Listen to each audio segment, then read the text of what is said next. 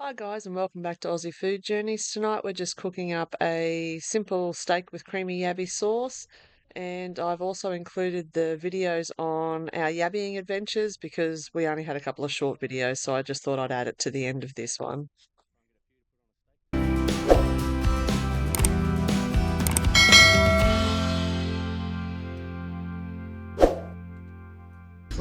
Oh well, that's alright. Tonight we're just doing something quick and easy. We're actually in St George in Queensland. We've got ourselves some nice rib fillet, and we went out one weekend one morning and got ourselves a few yabbies. So we're just doing a basic surf and turf really for dinner tonight, something nice and easy while I'm working in town. But the most important thing to do when cooking steak is to make sure the barbecue's preheated. So I actually did turn our little barbecue on about 10 minutes ago, and all I'm doing with it, season it with salt and pepper. I'm just seasoning it with the salt bush we got from that native Australian Food Co. and the black mountain pepperberry, because we like the flavour of the salt bush. So, but by all means, salt and pepper your steak just to give it a bit of seasoning, and then we're going to just whack it on a nice hot grill.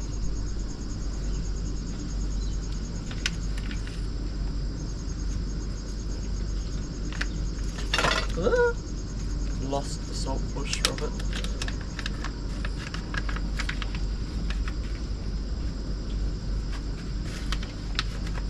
Just season both sides nicely.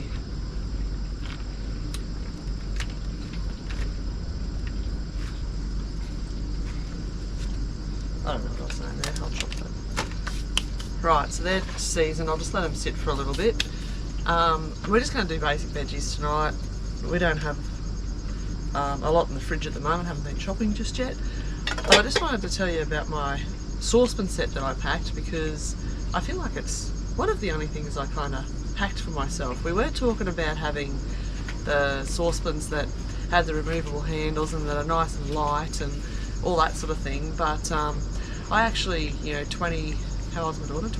24 years ago, when I was nice and young back then, bought myself a Dine Right saucepan set. So they've got a lifetime guarantee, and the main reason I packed them is because they have the removable handles.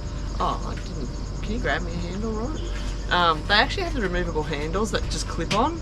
I think the new ones that are out these days, the handles all in one, they don't have the removable ones like I've got. But these can be oven dishes and stove, like saucepans. They're multi-purpose, so the handle just clicks on. You just press the button and they clip on and off. So, they're actually multi-purpose, that I use them in the oven, I use them on the stove, I sit them on the barbecue and close the lid kind of thing. And they use minimal water, so that's the reason I packed them for when we're off grid, that we only use like a little bit of water. You literally only put, I don't know, about half a cup in the bottom, and then when it whistles, because it's got a valve temp tone lid in it, so when it whistles you actually just close the valve, maybe let it cook for a minute, and then you turn them off and just let them sit for a minute, for like 5 minutes, and they all cook through evenly. And these are basically, you can layer cook in these, so the things that take the longest to cook you put in the bottom, so your potatoes, your corn, and you layer it to what takes the least amount of time to cook, so your broccoli and greens go on top, and they actually come through and they're cooked all well. So one, they save on water when you're off grid, and two, they save on gas because you don't have to have them running on the gas for too long. So they are a little bit heavier than probably the saucepans that you can buy that the handles remove and all that sort of stuff and stack inside each other, but they do save on gas and water. So I did pack my 3 of my, I think it was an 8-piece saucepan set, for the caravan, and they live in here. So all I'm doing in this is just a couple of potatoes and some pumpkin, and then just some greens. We're just going to put them on the stove. We'll actually just put them on the stove inside.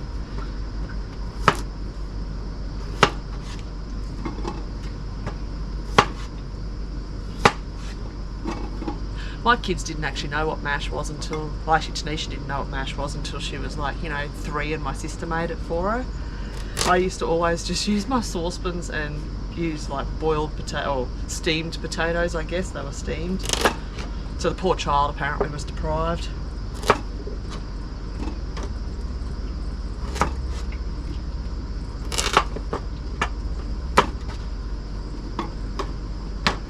Right, so you'll see in there I've just got the pumpkin and the potato on the bottom, and then I'm just going to put the greens on top, and we'll just whack it on the stove inside while I'm cooking out here with the steaks.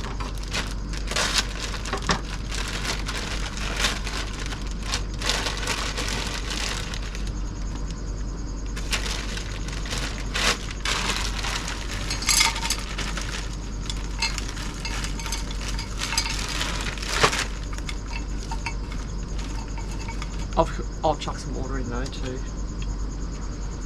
Otherwise you'll smell it burning in a couple of minutes.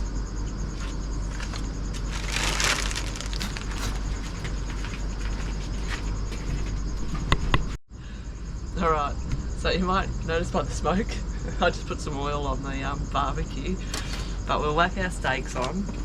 And you want that nice and hot? Yeah, I've got it nice and hot. I didn't want to turn it down because the steaks are cold, so it'll cool down a little bit when I chuck the steaks on.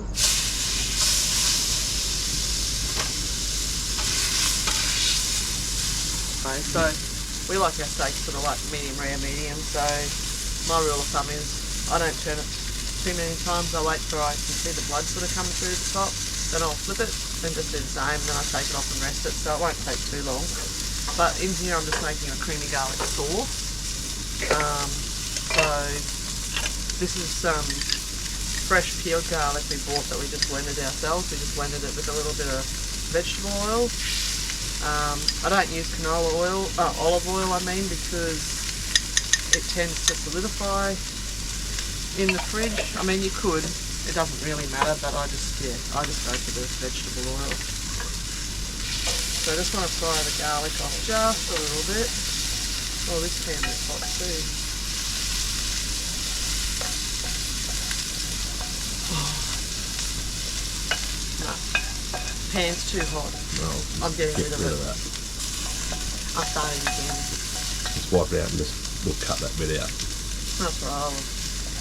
Good blue. We don't want everyone to see how sucky you are. Grab me a piece of paper towel, wench. Offsider, whatever you are. Not wench, that's me.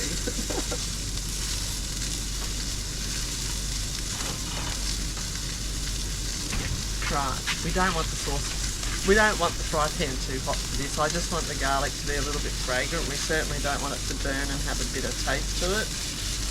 So I'll wipe this out. Half a little bit more oil in there.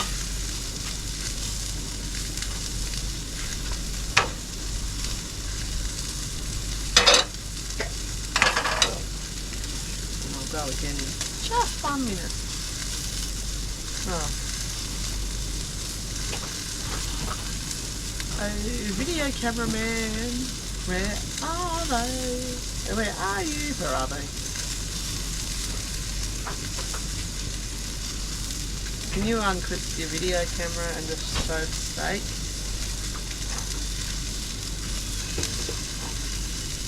Aha, that's better.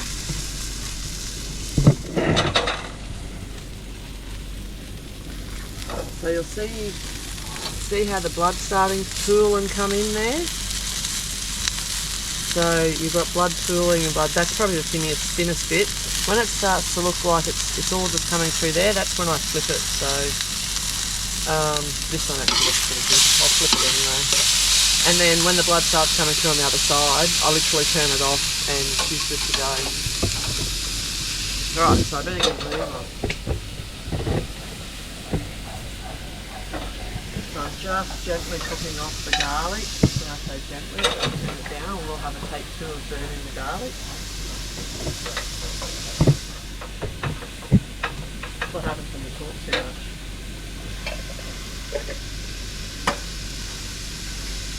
I don't know what he just did then, I wasn't looking. I'm sure I'll edit.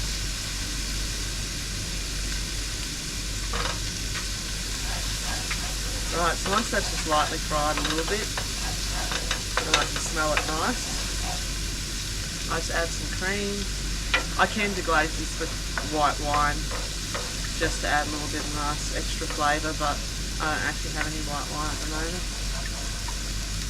I've got Scotch and that kind of doesn't do the same. Oh, we could have done Scotch. Right, now I'll turn it back up to the creams in and we'll just let it boil away and reduce. I'll add a little bit of salt and pepper into that. And I'll throw some chives. What is that? Oh, okay. There we go. We're staying at the Kemeruka Caravan Park and they have some potted herbs along the amenities block, so I just stole some garlic chives. We're going to sprinkle into there when it's finished. And we actually did, when we caught our yabbies, we sort of parboiled them, like we boiled them off. So they're sort of, are they all the way cooked? Because they're not changed colour. They're only sort of semi-cooked so we can get them off the shell kind of thing a bit easier. And obviously continue cooking them. So I've just got to peel all of these and chuck them in the sauce when they're ready. And yeah, but these were, well, they're called blueclaw. I call them yabbies. I'm sure everybody else, most people call them freshwater yabbies. crayfish. Freshwater crayfish. We just use a bit of meat and put them in traps or on a piece of string. I think, oh, there might be a video coming up. There'll be a video on it actually. I think we went out and we did some yabbies with some friends, so that video will show you how we actually caught them. We didn't get a lot, but no, there wasn't a lot. The kids had fun chasing them, and but yeah, so I'm just going to peel the yabbies. They sort of peel pretty much very similar to a, well, actually probably more closer to a Moreton Bay bug kind of thing, because their shells are actually quite tough, so they're not quite as easy as a prawn, but they're pretty good to peel. So yeah, I'm just going to peel a few of these and then get this steak off, because it looks like the blood's starting to come back through, which is almost ready. And I think I can hear my saucepan whistling inside for the vegetables, so I'll just pop that seal and turn them off.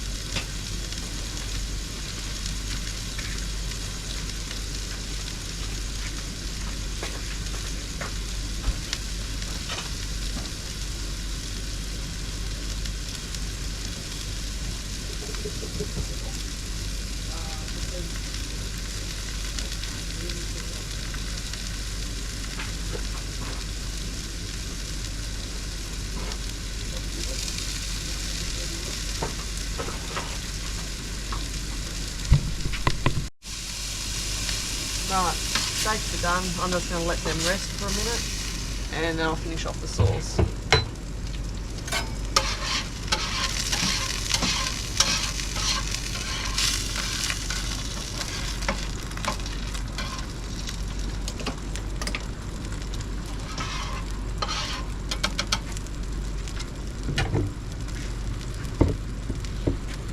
You can stop it because I don't feel 100 yabbies yet.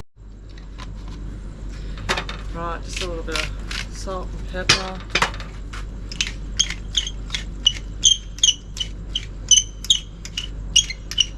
You can fix that, Robert. You need to oil it. No. Right, and you'll see that the sauce has actually got quite thick. I did just add a little bit more cream to that. Into that, I'm throwing some yabby claws and some yabby meat. And I'm just chopping up the chives. Look at that, the whole table moves. Good workbench.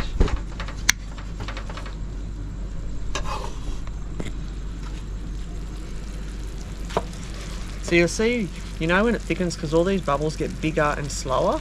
Like when it's boiling and it's first, like the cream's really thin in there, that it raises up and they're all tiny, fast bubbles. But as it thickens, they actually go really slow and big bubbles and they come away from the side, so that's a really nice consistency for sauce. And yeah, I don't want it, if you reduce it any more, you'll start to split it and it'll be actually oily on top. So now's a good time, once that I just let them 30 seconds to heat that meat through because they're not big yabbies, and we're all pretty good.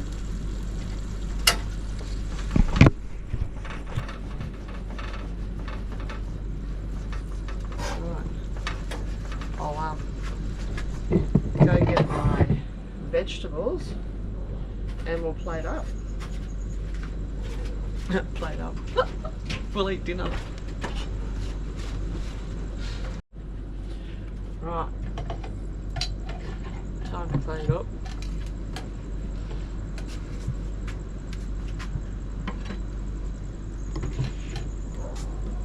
Okay, and you'll see in here, like, I mean obviously these are frozen veg, so they probably slightly cook a bit more than if you were using fresh ones. But broccoli is like, you know, $10–11 a kilo at the moment, so I was just like, I'll pass. Oh, I've just peed on the table. And the potato. So it saves a lot of washing up as well. So again, saving water, which is great. And I will put some more greens on my plate. But I just want to serve it up first. Right.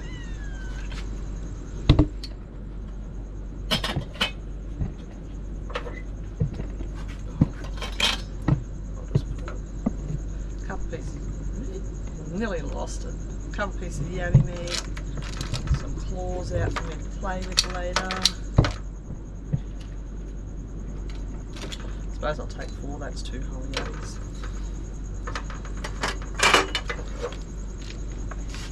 I'll put some sauce over the top.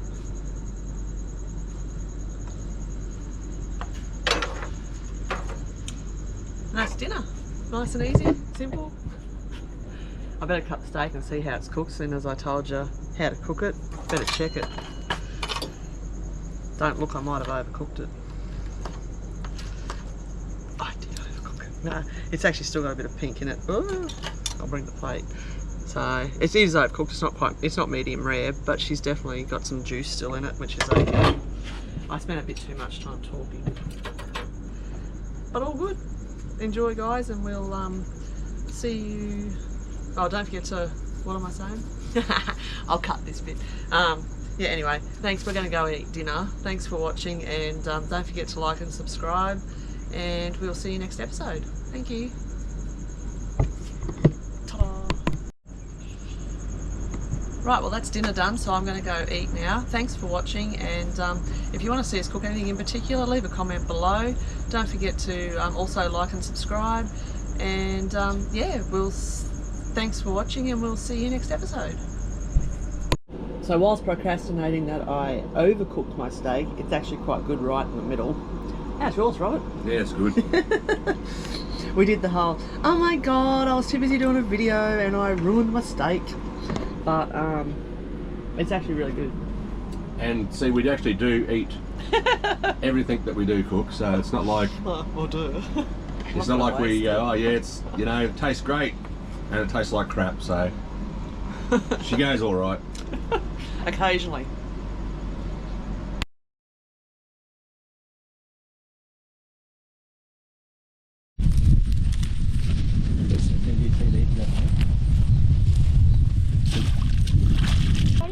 Got him. 2, mate. 2. Oh, brah. Nice. 2 lovely big ones. Fuck now, big boy. Hey, get. The other one comes after you. You're making him angry? Oh, Yeah, that's what I thought, females. Males will get big fat claws. Yeah. Probably has more meat. Good eating size. Try and get a few to put on a steak tonight. Woo. Well, we didn't get enough to put on a steak that night, but Robert and I enjoyed a few on a steak, you know, about a week later when they left. We just put them in the freezer. This is just one of the irrigation channels in St. George. We actually had one of the farmers pull up and tell us that this channel was dry for a good part of, or some part of last year, because they didn't get the rain they needed to plant. So maybe that's why the yabbies were a little bit quiet, because we were here 12 months ago and we like filled a bucket in a couple of hours. But we did have a great day out with Trent, Darcy, and the boys. And stay tuned for our next episode where we'll be doing another cooking video. I think we're doing some kangaroo and chili plum pies. Don't forget to like and subscribe, and we'll see you next week.